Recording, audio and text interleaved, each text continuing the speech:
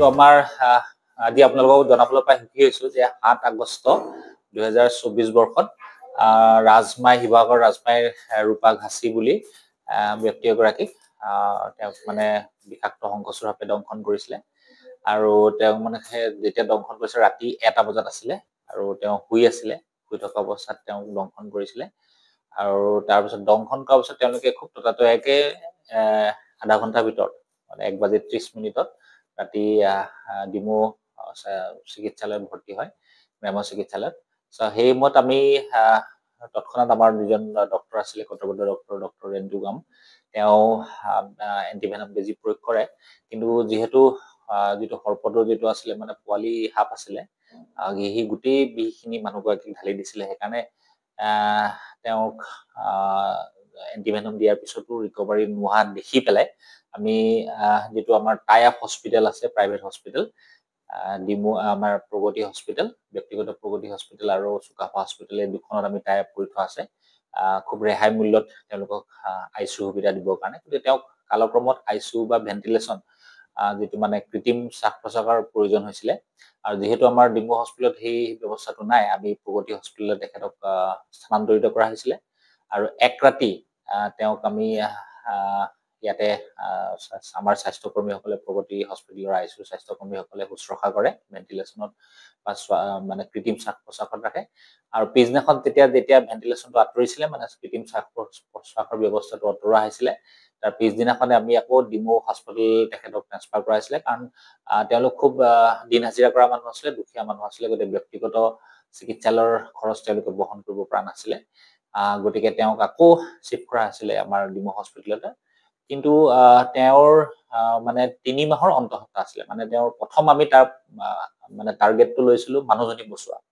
তাৰ পিছত আমি যেতিয়া তাই বাচি গল বিষাক্ত সৰ্পদংশনৰ পিছত কলা শংকচৰ বুলি কয় বুম্বাৰাছ নাইজাৰ স্পেচিছ আৰু যেতিয়া আমি বাচ্চাটো পেটত থকা বাচ্চাটোৰ বিষয়ে আমি তেওঁক মানে ভালকে ৰাখিবলৈ আমি চেষ্টা কৰিলো প্ৰত্যেকটো মাহে মাহে তেওঁৰ আল্ট্ৰাসাউন্ড কৰা হৈছিলে ডক্টৰ সীমান্ত জ্যোতি তাই গাইনেকোলজিষ্ট আমাৰ স্ত্ৰীৰোগ বিশেষজ্ঞ তেওঁ তাৰ শুশ্ৰূষা লৈছিলে আৰু লগতে আমাৰ মানে পেডিয়াট্ৰিচিয়ান চাইল্ড ডক্টৰ শিশুৰোগ বিশেষজ্ঞ ডক্টৰ গৌৰৱ চৌধুৰী আৰু হৃদয় বৰুৱা তেওঁলোকে তাৰ কেয়াৰ লৈছিলে মানে শুশ্ৰূষা কৰিছিলে পিবিৰ আৰু আপোনালোকক জনাবলৈ পাই সুখী যে আপোনাৰ 21 ফেব্ৰুৱাৰী 2025 বৰ্ষত 9 মাহত তাই যেতিয়া 3 মাহৰ পৰা যেতিয়া 9 মাহ অতিক্ৰম কৰিলে তাই ৰূপা ঘাচিয়ে এটা সুস্থ সবল কন্যা সন্তানৰ জন্ম দিয়ে সাধাৰণতে কি হয় যেতিয়া বিষাক্ত সৰ্পই দংশন কৰিলে সাধাৰণতে কি হয় পেটত থকা গৰ্ভস্থ সন্তানটি সাধাৰণতে নষ্ট হৈ যায় আৰু কেতিয়াবা কি হয় জন্ম হলেও তেওঁৰ সেই গৰ্ভস্থ সন্তানটি মানে বিসংগতি থাকে কিছুমানৰ হাত নাথাকে কিছুমানৰ ভৰি নাথাকে কিছুমানৰ মূৰটো ডাঙৰ থাকে তেনেকুৱা ধৰণৰ বিসংগতি দেখা দিয়ে আৰু সেইবাবে আমিও চিন্তিত আছিলো যে পেটত থকা বাচ্চাটো ঠিকে থাকে ডেলিভাৰী হ'ব নে নাহে কিন্তু